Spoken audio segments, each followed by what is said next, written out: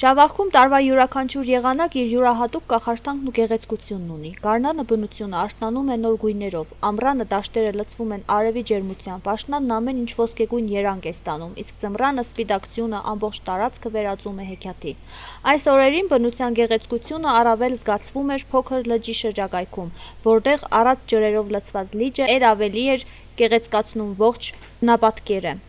Լճի խաղաղ ալիքները, մաքուր օդը և կանաչով պատված բնությունը յուրահատուկ հանգստություն են հաղորդում այստեղ եկող յուրաքանչյուրին։ Ջրի մեջ արտացոլվող երկինքն ու շրջակա սարերը ստեղծել են մի տեսարան, որը դժվար է անտարբեր նայել։ Ճավախքի բնությունը տարվա ցանկացած եղանակին ունի իր առանձնահատուկ հմայքը, սակայն նման օրերին այն կարծես նոր շունչ ու կյանք է ստանում, կրկին ապացուցելով, որ այս տարածաշրջանը բնության իսկական հրաշքներից մեկն է։ Շատ գեղեցիկ թռչուններ գալիս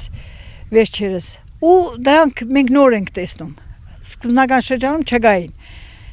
ու շատ գեղեցիկ են, նամանավանդ երեկոյան երբ մոտենում ես լճին, նրանց երգը, նրանց կաղկանձը շատ գեղեցիկ է, բնությունը, ծաղիկները արդեն լավ աճել են, քամին ալիքները մանր տալիս է, երեխեքին վերցնում, գալիս ենք լիճը։